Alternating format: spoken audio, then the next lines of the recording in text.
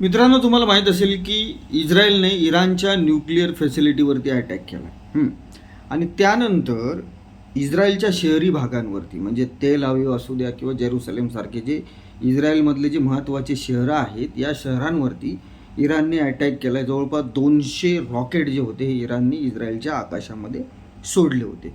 आता हे सर्व सुरू असताना काही लोक म्हणत आहेत की इस्रायलनी अननेसेसरी अटॅक हा इराणवरती केला आहे. तर मित्रांनो, एक गोष्ट तुम्ही लक्षात घ्या की इराणसारखा की ज्या देशाची रिझिम म्हणजे ज्या देशाची सत्ता एका रॅडिकल थिंकिंग ठेवणारी लोक चालवतात म्हणजे आयतुल्ला खमेनी हे जे इराणचे सुप्रीम लीडर आहेत यांची जर आयडिओलॉजी जर तुम्ही बघितली तर त्यांचा पहिला मोटिव्ह आहे की इस्रायलला या जगाच्या नकाशावरून संपवायचं आणि तो देश न्यूक्लिअर पॉवर होण्यासाठी त्याचे एक एक स्टेप टाकतो, एक एक पावलं त्याचं टाकतोय.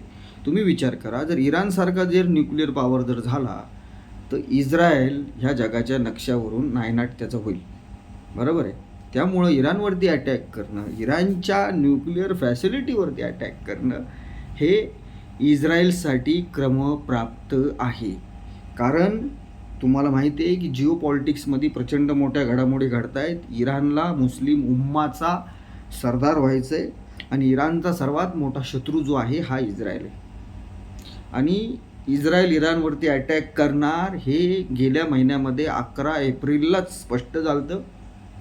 11 एप्रिल रोजी डोनाल्ड ट्रम्प यांनी एक स्टेटमेंट दिलं होतं की इराणला 60 दिवस आम्ही देतोय की निगोशिएशन करण्यासाठी, आपली न्यूक्लिअर डील सरेंडर करण्यासाठी. आणि मित्रांनो, 12 जूनला हे 60 दिवस पूर्ण झाले आणि 14 जूनला इराणवरती इस्रायलने स्ट्राईक केली.